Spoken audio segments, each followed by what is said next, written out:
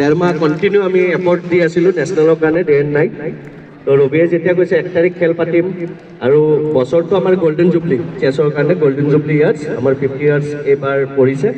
আৰু আমি যেটো পৰিকল্পনা কৰিছোঁ যে 50 বছৰ যেহেতু আমাৰ হৈছে, আমি 50টাকে ৰেটিং ইভেণ্ট আমি পাতিম অসমত। আৰু বছৰৰ আৰম্ভণিতে আমি যদি ৰেটিং ইভেণ্ট পাতিব সক্ষম হৈছোঁ, এইটো কাৰণে সমূহ কৰ্তৃপক্ষক মই ধন্যবাদ জ্ঞাপন কৰিছোঁ।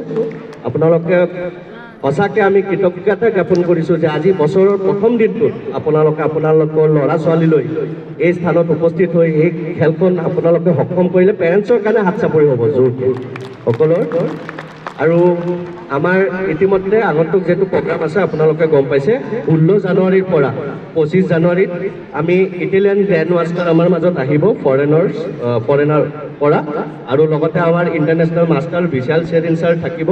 লগতে আমাৰ অসমৰ 2জন কোচ তেওঁলোকৰ লগত থাকিব, বিদ্যুৎ বিকাশ সন্দিকৈ আৰু তলিক নন্দা, যাতে ট্ৰেন্সলেট কৰিব পাৰে বাচ্চাসকলক।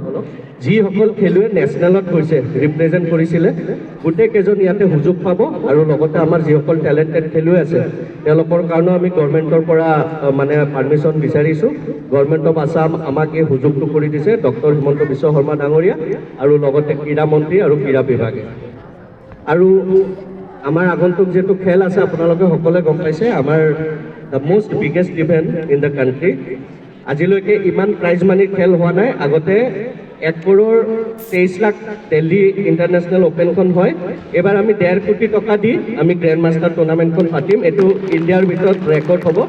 1.5 crores আমি প্ৰাইজ মানি দিম। লগতে আমাৰ চিফ মিনিষ্টাৰ কাপ আমি সদৌ অসম নৱ সংস্থাই অৰ্গেনাইজ কৰিম।